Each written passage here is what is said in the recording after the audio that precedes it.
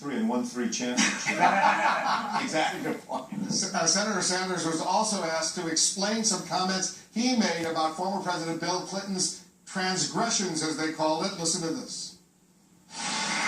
You called Bill Clinton's past transgressions, quote, totally disgraceful and unacceptable.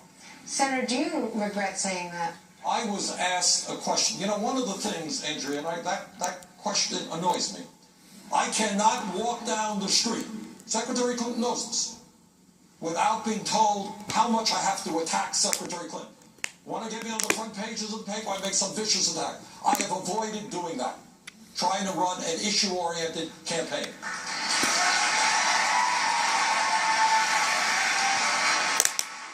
I was asked a question. You didn't have to answer it that way, though. Well, Why did you? then if I don't answer it, then there's another front page source. Yes. And I mean this seriously. You know that. We've been through this. Yes, his behavior was deplorable. Have I ever once said a word about that issue? No, I have not. I'm going to debate Secretary Clinton, Governor Malley, on the issues facing the American people, not Bill Clinton's personal behavior. Paul McCauley, you served in the White House under President Bill Clinton. You remember those days. Very few people probably spent more time with him during that period than I did, morning, noon, and night. What Bernie said was mild compared to what Bill Clinton said about himself. This was a totally unfair question, and I love Andrew Mitchell, a great journalist. Totally unfair question. Bernie, I thought you knocked it out of the park.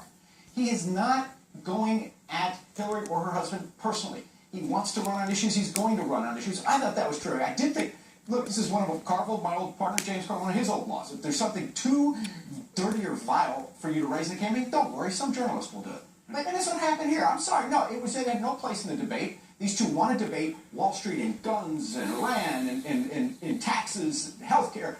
And nobody wants to talk about it. But that moment was so uncomfortable for so many reasons. One, the idea that a 74-year-old man is having to talk about sex in any way is really off-putting. The other, that he's doing it about someone's husband. She's right next to him. She's standing right there, and he's saying what he did was deplorable, which is not controversial, by the way. Right.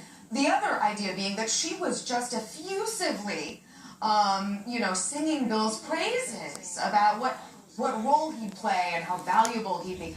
This is why, for someone like me, and I think a lot of other people, she's a very uncomfortable feminist.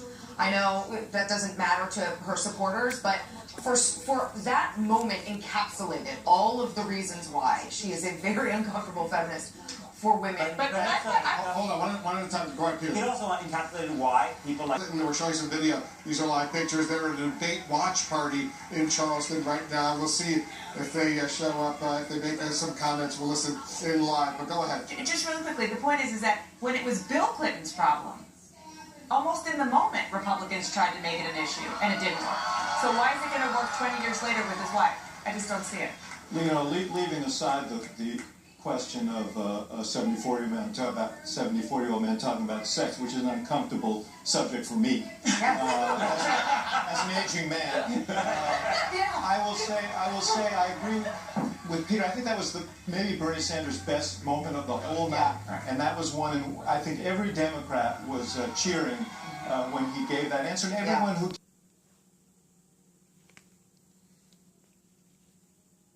Republicans want to go somewhere else with this, which is if Hillary Clinton is such a great feminist, if she's such a sort of a great role model for women, if she's such a champion of women, then what was her sort of role in demonizing those women or not standing up for them? So I think that would be something that possibly comes up now in a different way, because we are in a different period in terms of how we talk about women and how they are treated in the workplace than we were in the 90s. I think the question about whether or not she played a role in demonizing the women is totally fair game. Yeah. I think questioning, why she stayed, who cares? Yeah, I think especially in the next generation. She got that question at a town hall meeting, and she didn't handle it particularly well. Let's listen and see if we can get some audio. We'll eavesdrop. Here's the